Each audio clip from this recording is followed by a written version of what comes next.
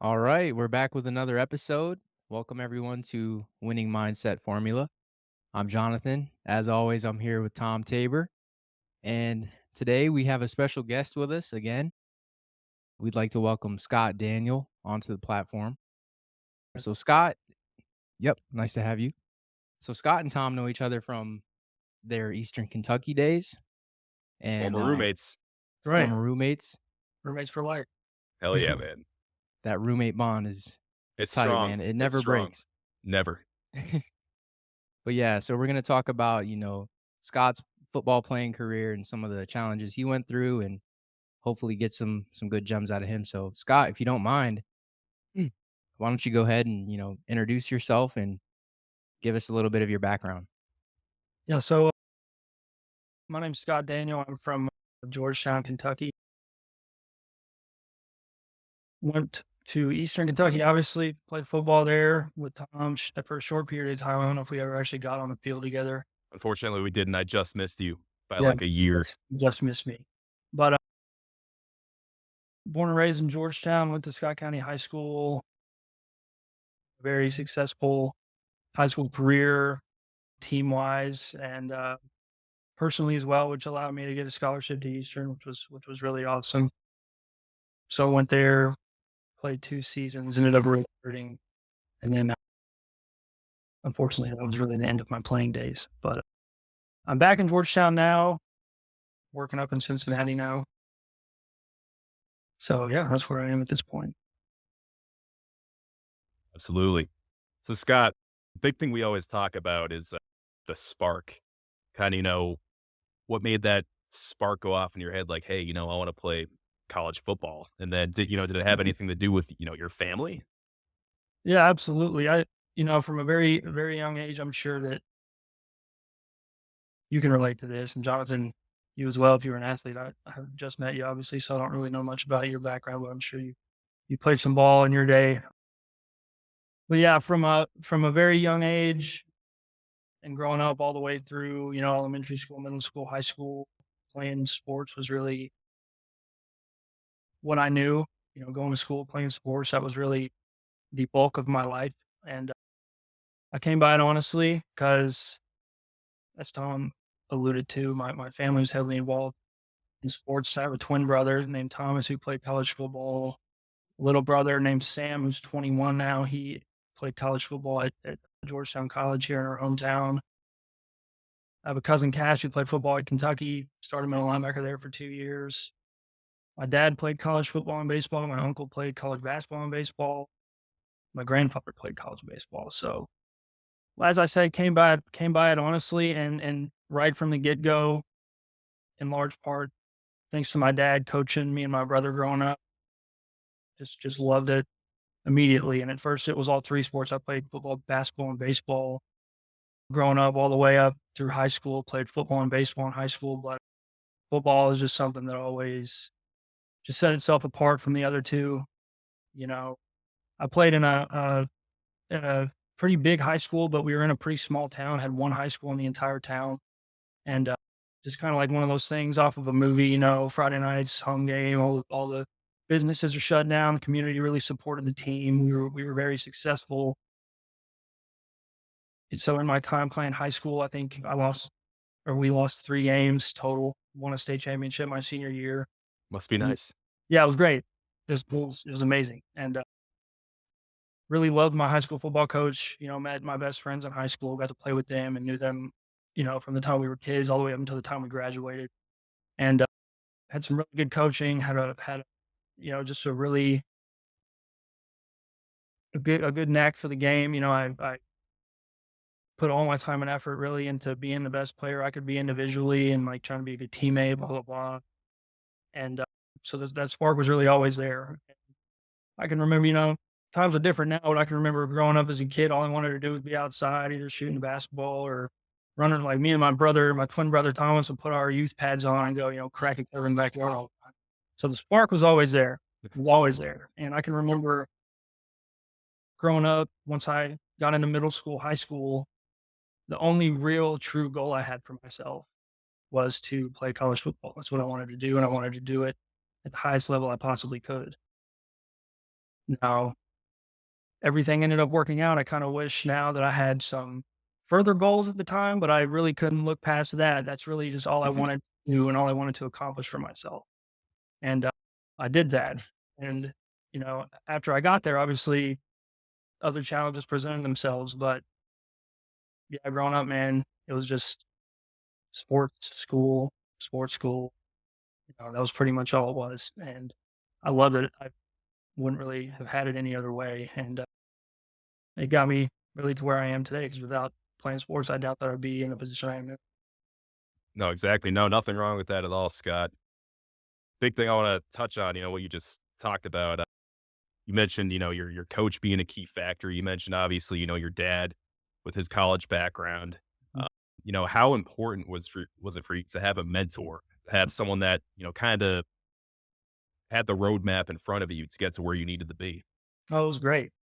I think I think that a big part of, you know, I'm sure you guys know a lot of guys that were really athletic growing up and probably had a lot of potential but never really got to tap into it. From a very young age, I can remember my dad having me and my brother out in the backyard, whatever, sport was in season, always working with us, never being overbearing. He was never the dad that was screaming through the fence or doing anything like that, but he really worked with us and really tried to get us to like reach our full potential and to develop skills. And so from a very young age, I feel like I had the advantage of having a dad that really worked with me and really the guys calling me, of course. I gotcha. All right, that's a good time to Okay. we can carry that conversation. We'll, So, we'll carry that for you. Way cool. I'll get out of the screen real quick. I gotcha. You're all good. So everyone, Scott has an important phone call for work right now, but he'll be right back on. But Jonathan, we can pick up where we left off.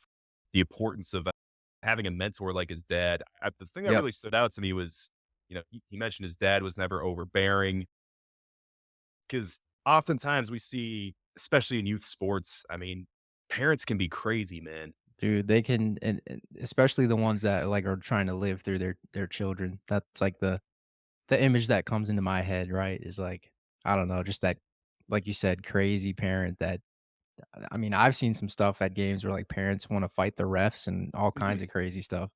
Just really overstepping the boundaries. Exactly. And honestly, so today I was actually running hills today. And I mean, Mallard Creek Park, there's a lot of parents out there coaching up their kids. There Mhm. was this one parent, I mean, he was getting on, like, this kid probably couldn't even be in middle school yet, man. And this guy was like cussing at him, letting his kid have it. Um, it was it just was Yeah, not a I good think sight. I think me and you talked about that previously at some point. Mhm.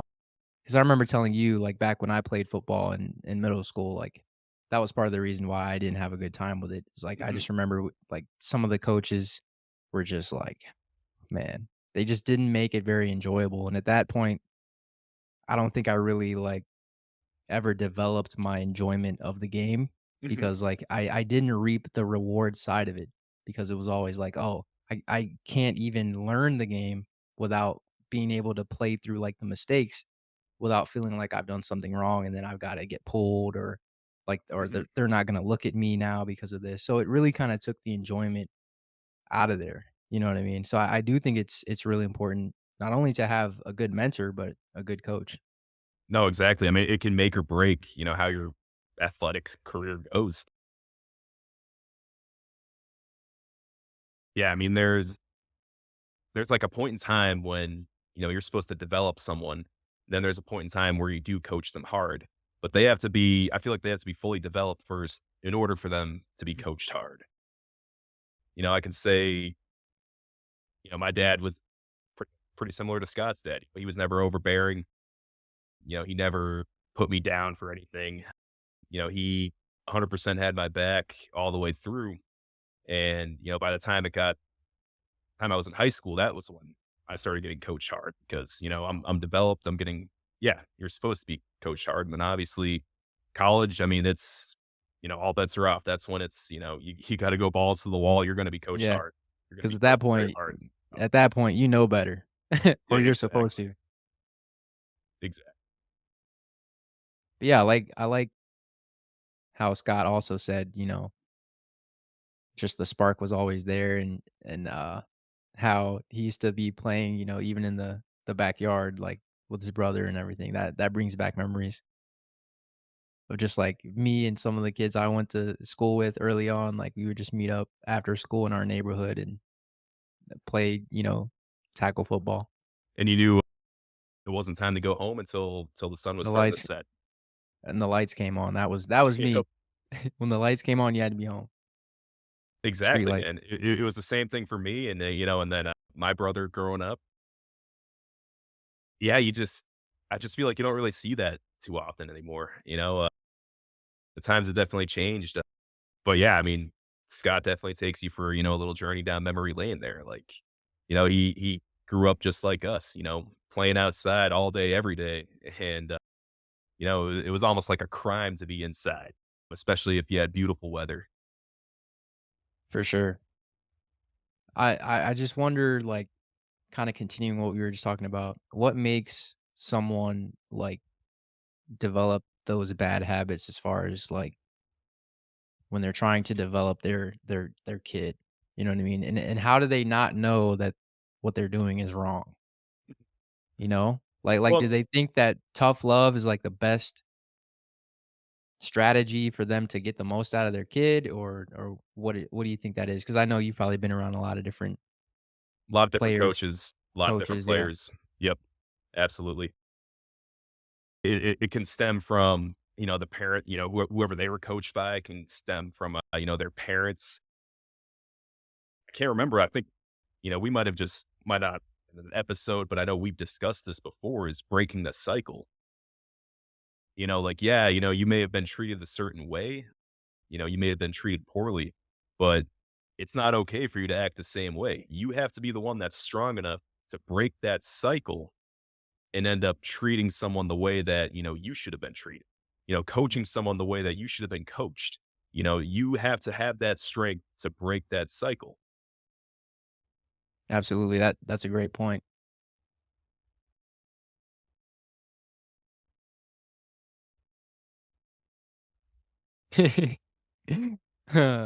Oh, man, breaking the cycle. Breaking the cycle. This is the winning mindset formula, ladies and gentlemen. Yep. Brief intermission.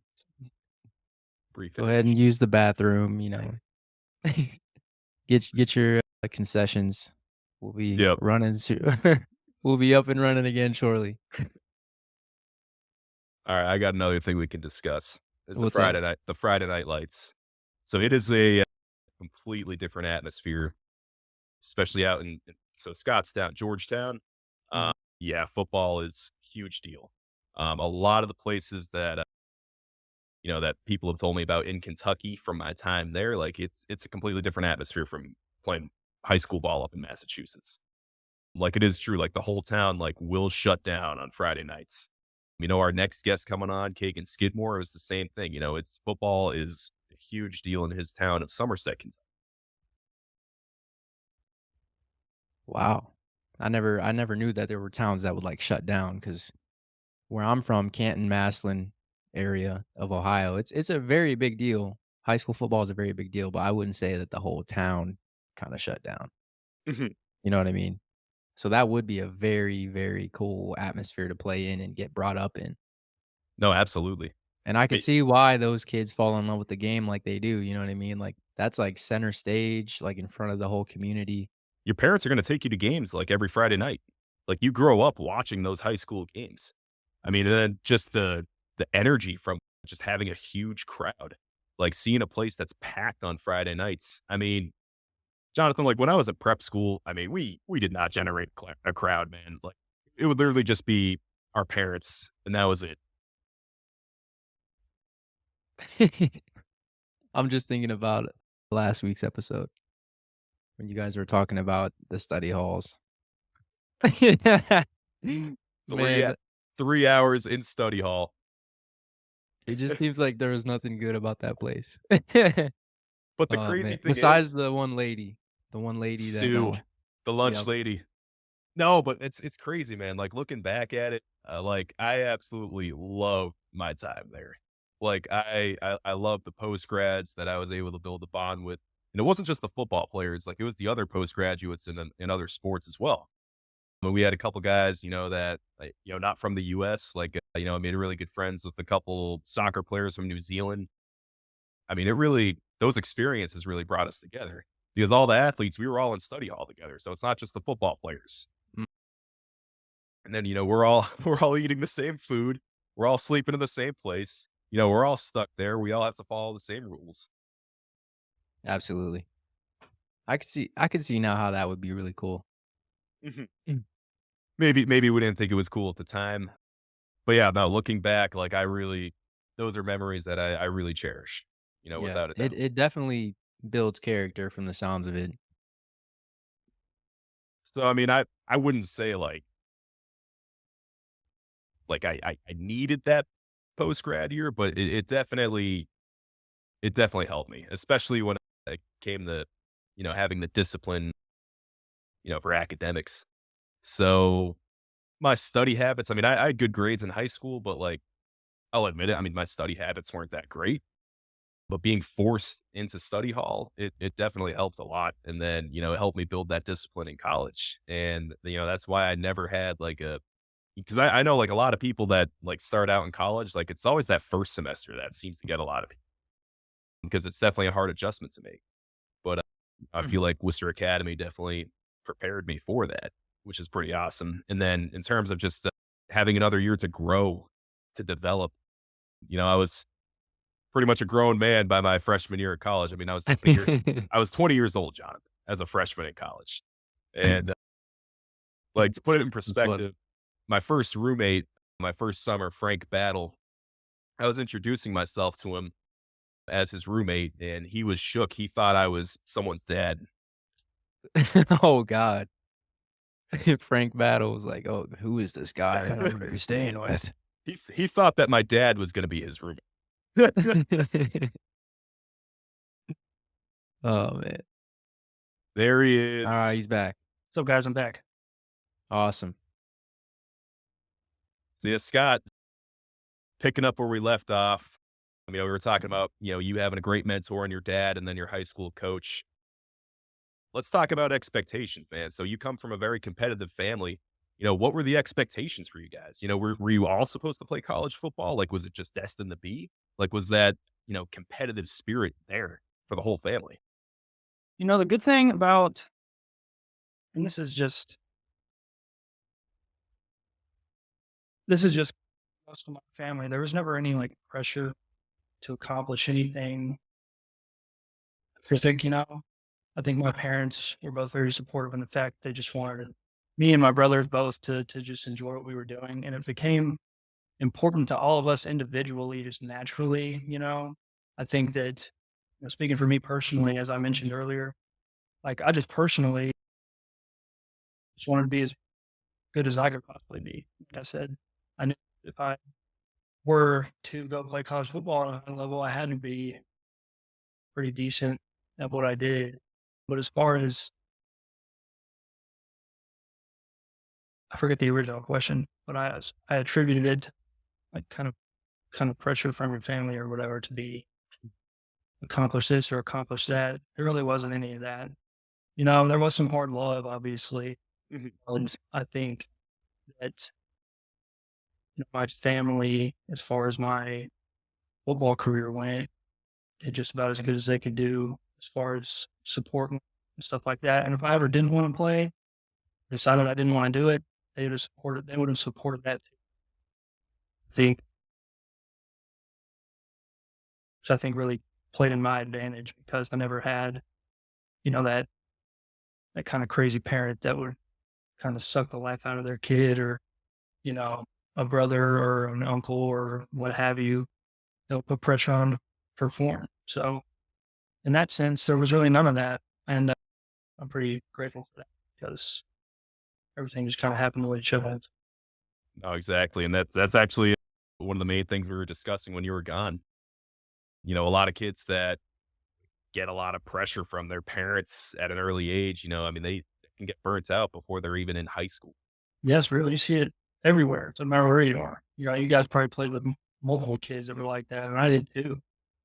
And for most of them, they didn't even make it all the way through high school sports if it started at a young age. I mean, everybody's kind of Exactly. Yeah, started.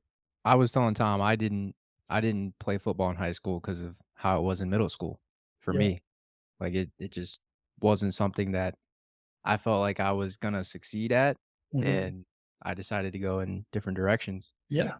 But I wanted to backtrack a little bit because I liked how you said you got to a point where, like, you really just knew that you wanted to play college football. Like, Mhm. that was your goal, you didn't have really any goals beyond that, you just knew, I wanna play college football." Right. So, I'm kinda curious, like, what was the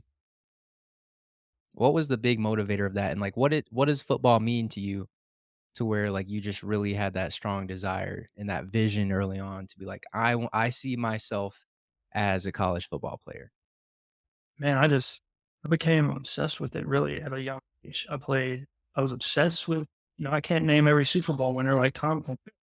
I was just obsessed with NFL. I'm a big Cleveland Brown fan, as Tom is, and I'm obsessed with that. Me too, Really? man. Nice. You're probably Feel from there, aren't you? I'm from Canton, Oh, Ohio. oh, Close enough, though. Yeah.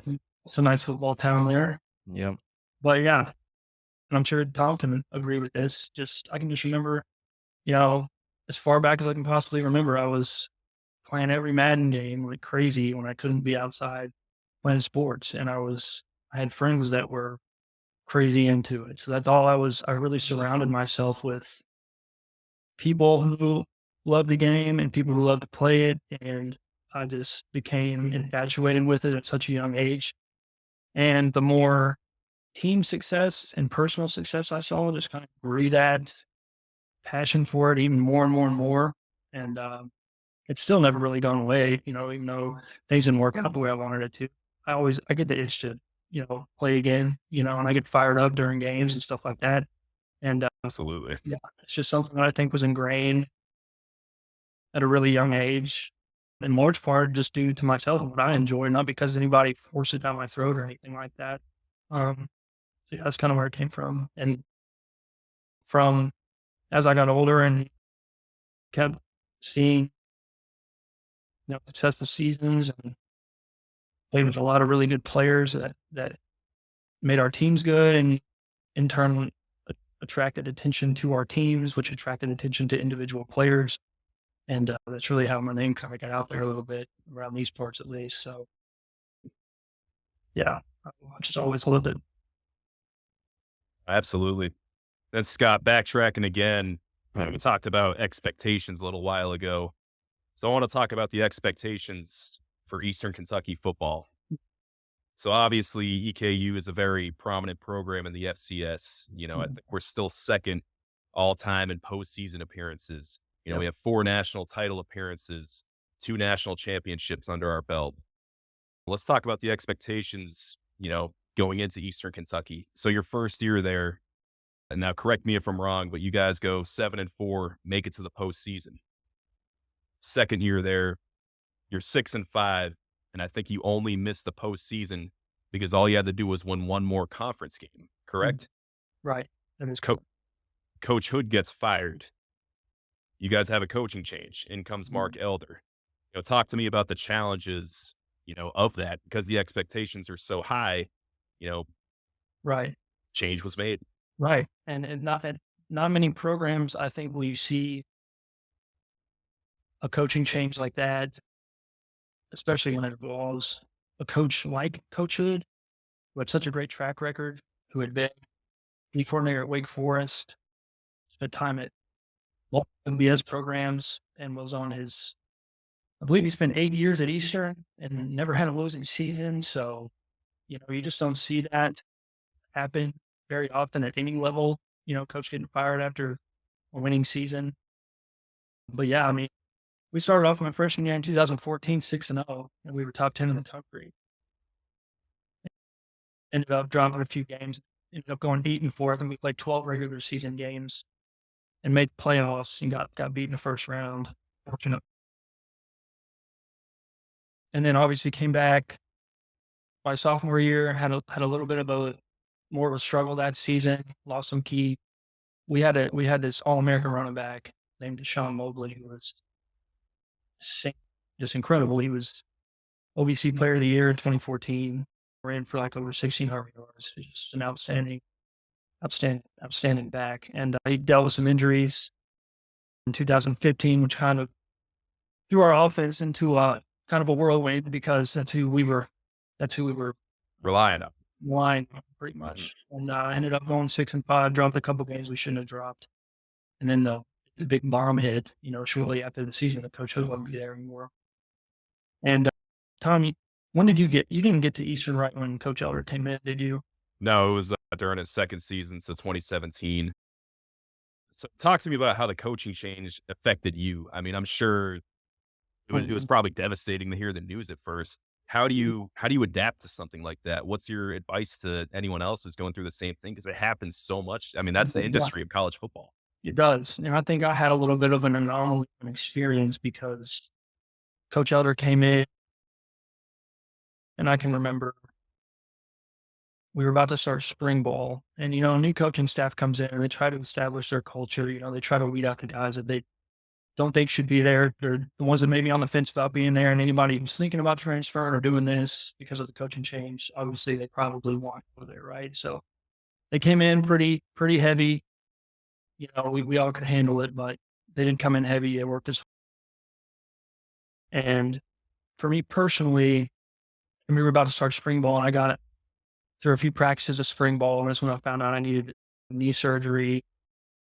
So, with a new coaching change and being a competitor, being a football player, you want to quickly, with a brand new coaching staff, you want to capture their attention and show what you're capable of doing. Exactly. Yeah. And I was coming off that 2014 season. I didn't put up any crazy numbers or anything, but I started a lot of games, played in every game, had a pretty good year for it being my true freshman year. And I was ready to come back and And build Scott, on. you're playing against good competition too. I think your freshman year, you guys played Florida down Yeah, at the Swamp. we did. We played Florida down at the Swamp. We got beat by like 48, but it should have been closer. Coach should have run like two fake field goals or so. Mhm. Two touchdowns. Down at the swamp. Yeah. That was awesome. And then Will Muschamp last game was the game we played them. They went out with a bang for sure. But and then I think your second year, you're playing NC State, and then of course the game that even I knew about this game, the game with Kentucky that shouldn't have ended the way it did. I was talking about that game today with some guys at work that were asking me about it. Just still get thrown up, took them to overtime, should have won a game, but you can't go back and change anything. But yeah, Unless you want to. Yep. yeah, I know. But going back, I obviously new coaching staff comes in. I got a new receivers coach, Hook Cover, who's now with the Chargers, phenomenal coach, and just wanted to show him what I could do and show him quick. Spring ball with a new coaching staff is a perfect opportunity to do that.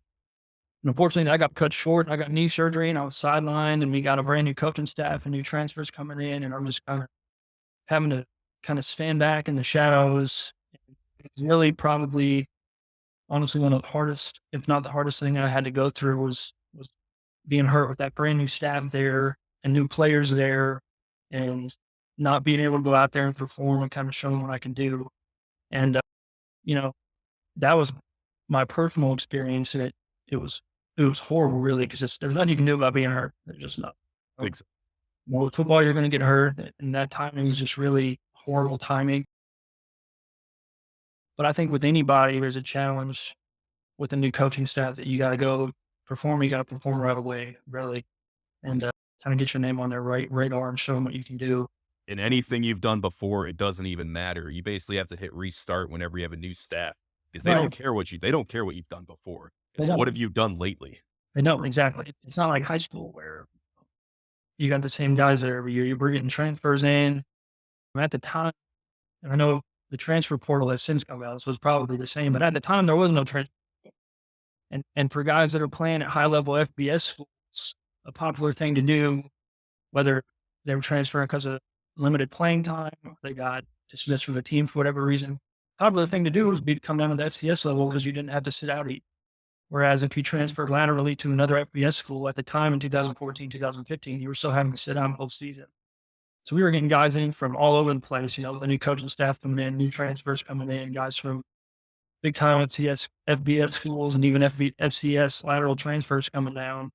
And yeah, dude, it's a challenge unlike any other, really. And you got to be up for it. And a lot of people conquer that challenge and a lot don't. That's just the nature of the beast. Oh, exactly. Absolutely. And yeah, a little context, Jonathan. So Coach Elder came from Tennessee. He was the special teams coordinator there. He brought in a lot. Like I noticed when I was there, he brought in a lot of guys from Tennessee. So yeah, you are going to bring a lot of transfers in, and I decided to make the decision to transfer down to the FCS because Yeah, I was one of being the morals there.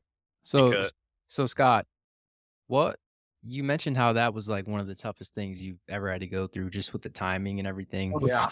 What was, if you can remember, like, what did that do to you mentally? If you can kind of look back and kind of remember how you felt, because you said you had to kind of fall back into the shadows. I'm sure some of that doubt started creeping in, like, I'm hurt, I can't get out there, and maybe I'm not gonna have a place. You know what I mean? Maybe someone's gonna get in front of me, because I'm not able to just show up and show them who I am.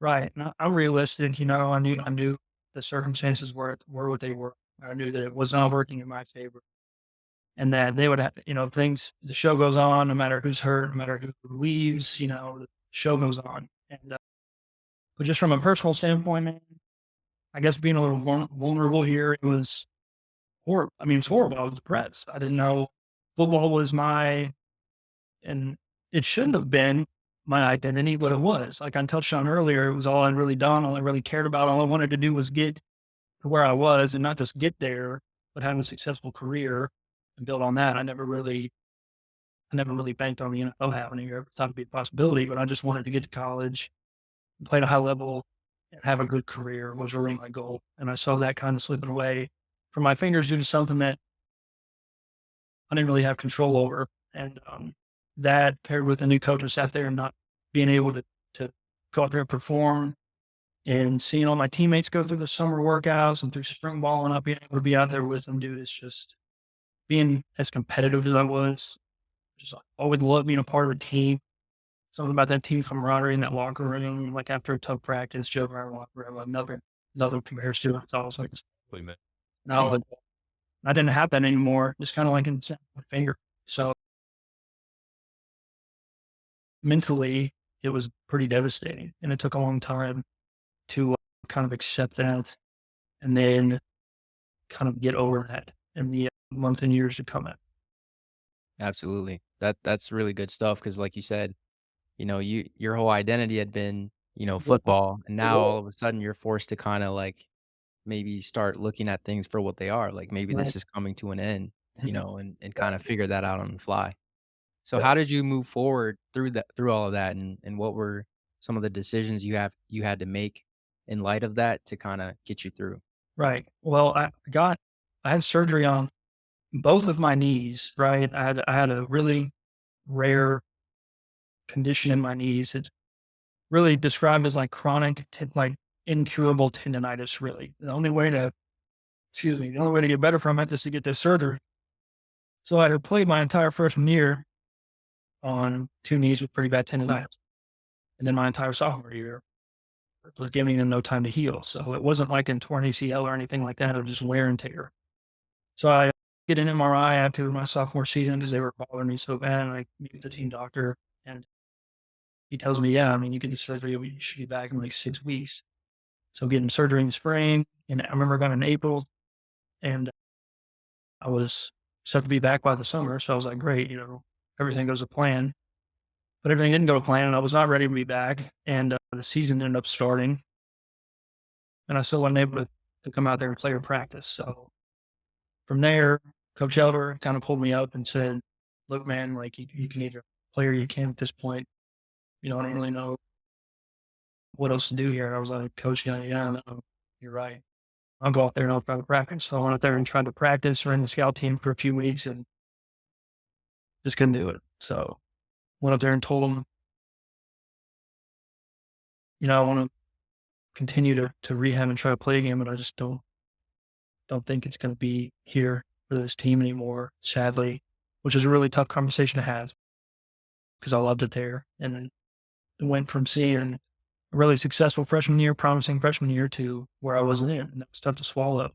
But so just being stubborn, I went for a second opinion, ended up going down to Vanderbilt, get second opinions, ended up getting the surgery redone. And mind you, it's not like a reconstructive surgery. It's nothing crazy. Just like a little snipping in the patellar tendon there.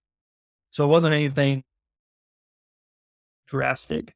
And so just held out hope that I'd be able to play and rehab my bottom up and decided to transfer to Georgetown College here in my hometown. And, but I never would have played again if I thought I wouldn't be able to. But I was feeling good. Felt good all summer. Trained with the team all summer. Went through camp, and then one day they just gave out on me. And so at that point, I was like, all right, well, I did everything I could do.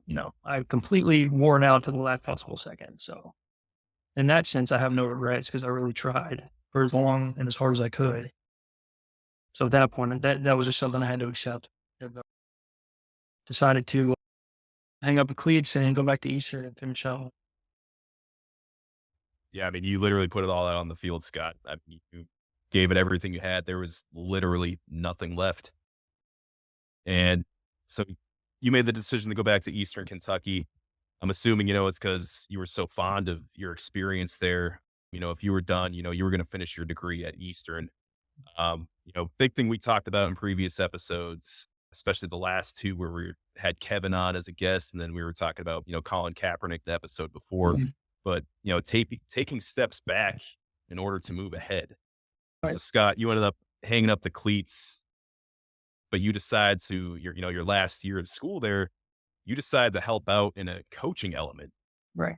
So talk to us about that. Yeah, I come back to Eastern and thankfully was able to keep my scholarship that I had when I was there because I was not fully enrolled at Georgetown College yet. His classes hadn't started, blah, blah, blah. And so they honored my scholarship there because I was previously medically disqualified. So I was working in the athletic office, like doing an internship in the athletic office, and that just wasn't doing it for me. I can remember I loved my time there. It was a great experience and it helped me move forward. My career really did. But I can remember just like having to help set up the tunnel the football team ran out of. Yep. And I was like, man, I want to be out here playing. I want to be putting up the damn tunnel. So I think it was still a little too fresh for me to be doing that stuff. But I did it for a couple of years, and then Coach Koger was still there, and he approached me about coming to help him out in a coaching aspect. Time when you were playing, and so I jumped on the opportunity. Didn't really know what I wanted to do post college at the time, and I agreed to come help him out, and loved doing it. That was a year. Shoes. That was a year. Heck, he's still there. That was a year Parker McKinney was a true freshman. Yep. Came in the last so games of the year and threw for like 300 yards a game. That took the team by storm. And we know how that ended up working out for him. So Yeah. So that's what Jonathan, a little background there. I think I already told you this was my senior season. We ended up going through kind of a San Francisco 49er situation. We lost three quarterbacks. So better than the Browns. Georgia. So we lost three quarterbacks. We start the season off 3-4. Our offensive coordinator got let go mid-season. We had a change there, and we're down to our fourth string quarterback, true freshman, Parker McKinney, and he wins the last few games for us. We don't lose a game again. We finished 7-4, and we're actually in playoff contention. Apparently, we were one conference win away from actually making it. So we were so close. But yeah, that was a crazy situation, and talk about being faced with adversity. You lose your OC, you lose all your quarterbacks, and coming back finishing 7-4. Then Scott, got to be a part of that. He was a big part of helping those receivers get ready, especially with a freshman quarterback. So, Scott, I wanted to kind of backtrack on something you said really quick because I thought it was really valuable. So, you were approached to join the coaching staff after you came back to EKU, correct? You had never done anything like that, obviously, because you were always an athlete. Didn't really know what you were gonna do next, like you said.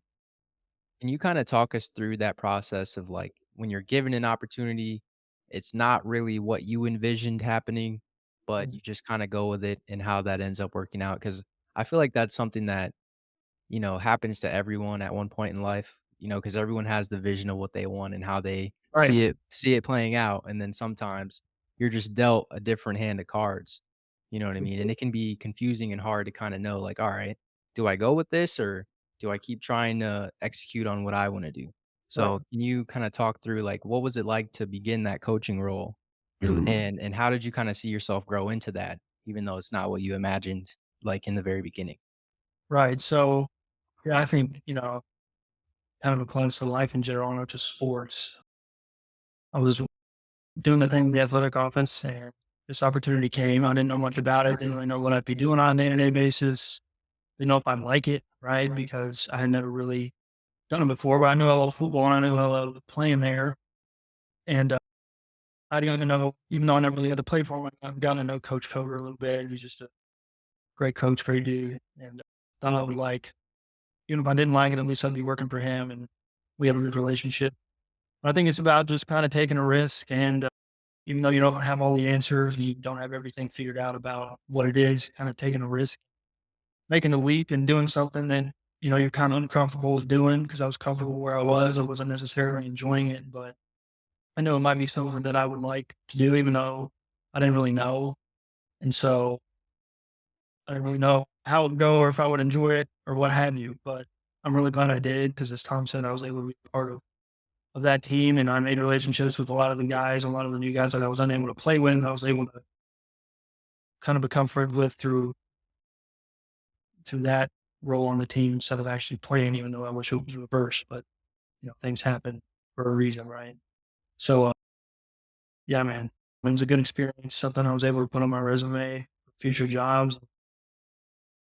Something that I was able to reference Coach Cover and Coach Elder a lot, learned a lot, and I'm really glad I did it because I think it helped out.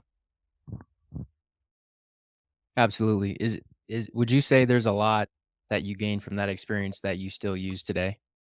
Oh yeah, for sure, for sure. I think that you know, coaching and playing are on two opposite ends of the spectrum of the sport, and I think it was cool to see it from both sides because football is obviously the ultimate team game, and I think that it's the closest reflection, like how life is, truthfully. Having to work with people from different backgrounds, different coming from different places. Kind of a melting pot of personalities, and playing with them is one thing, but being up there trying to coach them through things is another thing. Trying to relate to them and stuff like that. So yeah, I think it definitely helped me for my time after college professionally, really, in the line of work I'm in. So yeah,